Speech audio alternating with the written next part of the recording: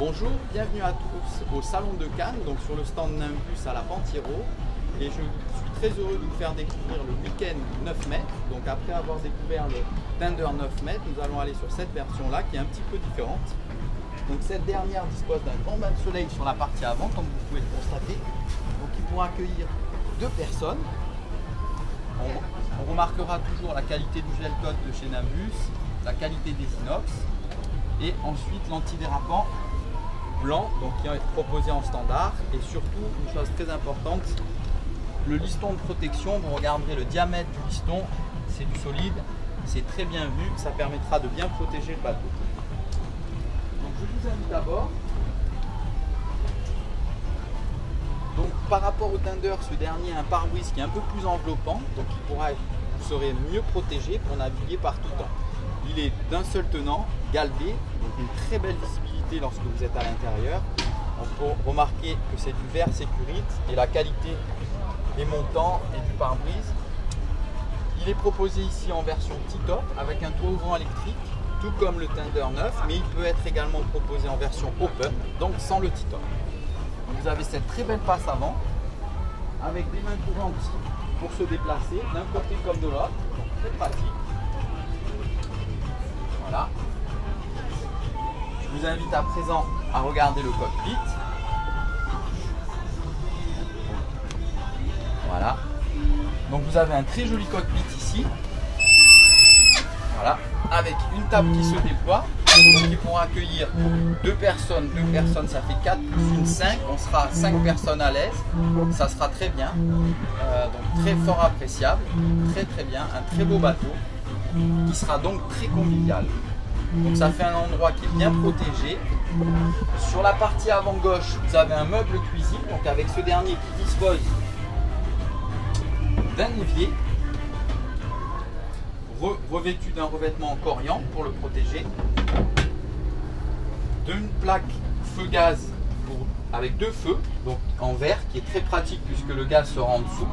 Ça c'est fort appréciable. Ici vous avez de nombreux rangements. Le réfrigérateur ici. Et au niveau du poste de pilotage, donc on dispose de 2 sièges, un siège pilote, un siège pilote.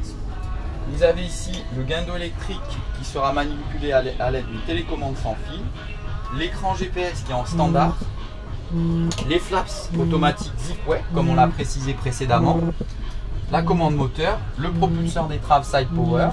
Sur votre droite vous avez un petit vide-poche, pardon, excusez-moi. Donc une belle unité. Au niveau du revêtement du sol dans le cockpit, pardon, c'est un revêtement en teck massif, donc très joli, très chaleureux.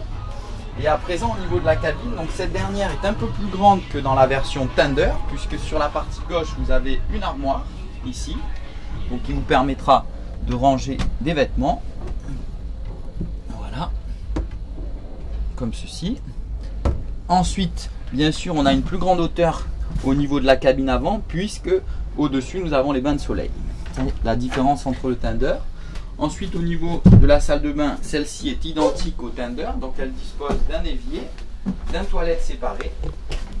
Voilà, donc c'est très pratique, ça permettra de s'isoler. Voilà, à présent on va aller sur la partie arrière.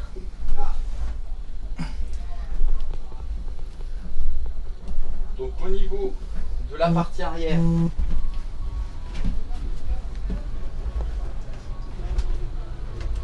disposez donc, tout comme le Thunder, de coffres de rangement ici, de chaque côté, qui permettra de ranger les défenses, masques et tubas ou différents matériels.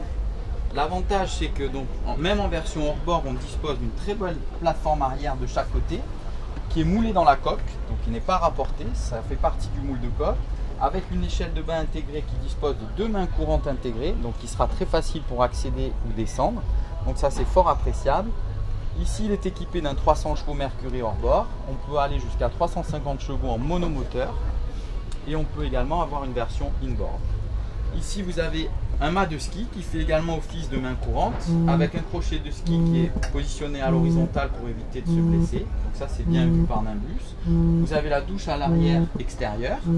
Le bateau dispose de 80 litres d'eau douce et de 300 litres d'essence. Donc c'est une très belle unité que nous présentons aujourd'hui à Cannes. Nous vous remercions et nous vous disons à très vite et à très bientôt. Excellente journée à tous. Merci.